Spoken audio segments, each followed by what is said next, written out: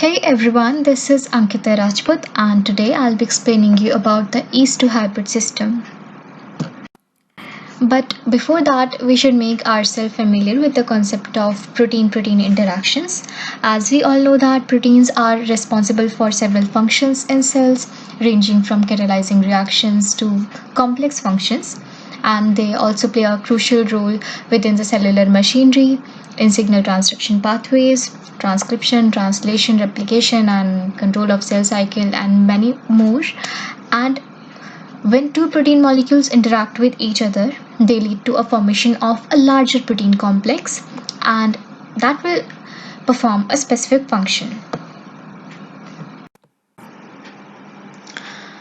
But the question is, why are we studying protein-protein interaction? The answer relies in protein-protein interaction either lead to a healthy state or a disease state in organisms.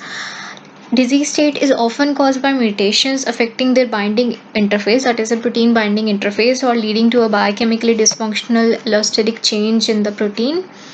And through computational networks, we can elucidate the molecular basis of disease, and we can further rule out the methods for prevention, diagnostics, and treatment.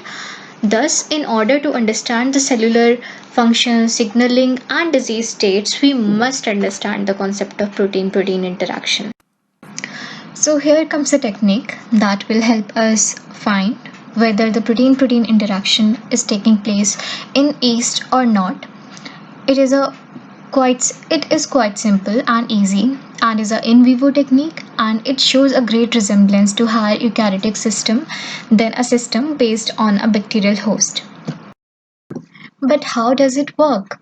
It uses a transcription factor in order to identify the protein-protein interaction, and a transcription factor has two domains: the DNA binding domain and the transcriptional activation domain, as you can see in the figure.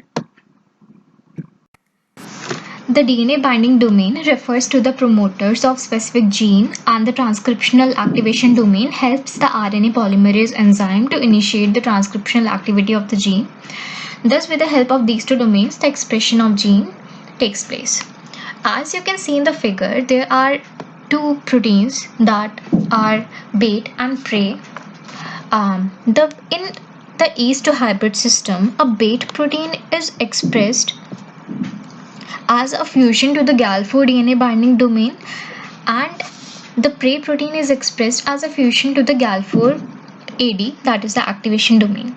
So when these two proteins interact, that is when bait and prey protein interact, the DNA binding domain and the activation domain forms a functional transactivator, resulting in the activation of reporter gene expression in yeast reporter strains. But when the DNA binding domain and the activation domain are expressed as separate polypeptides, transcription will not take place.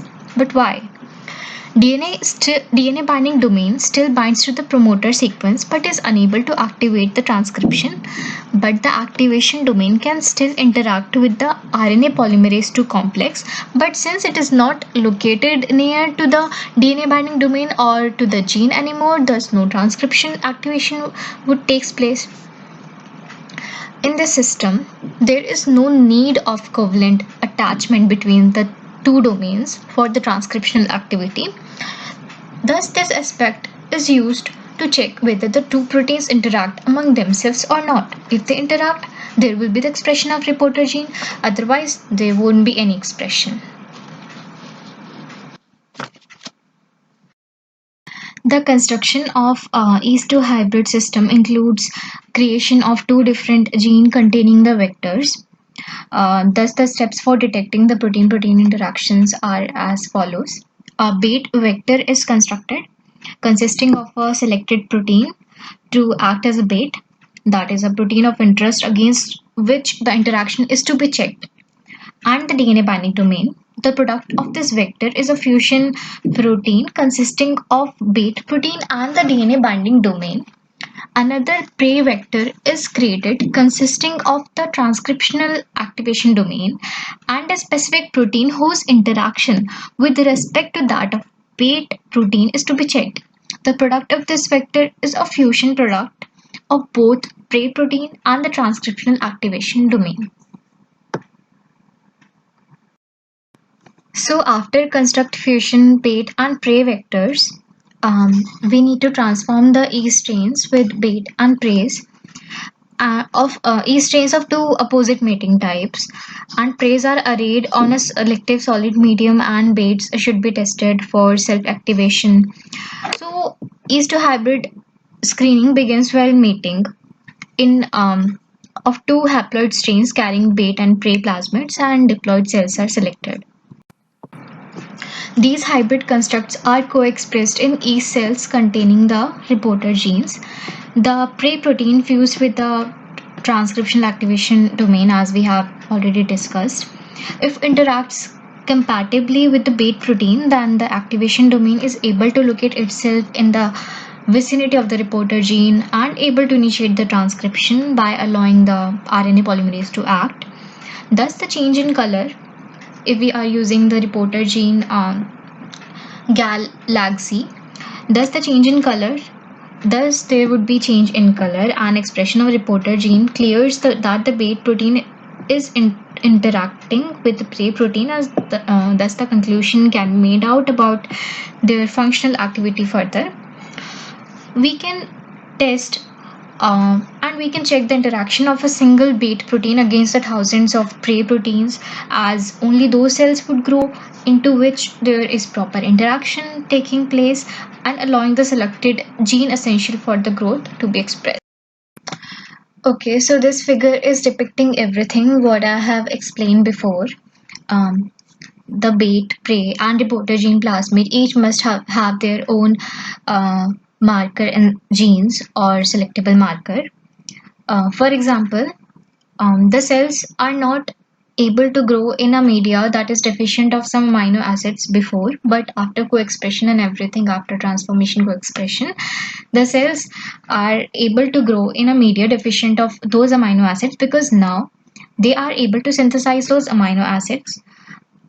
They are synthesizing that enzyme that can form that amino acids, and they are now growing in the media. So the reporter genes that are used in this system are as follows. First, we can use the LAGC reporter that is widely used in the blue-white screening. There will be two cases. First case is the functional BGAL gene, that is the beta-galactosidase gene.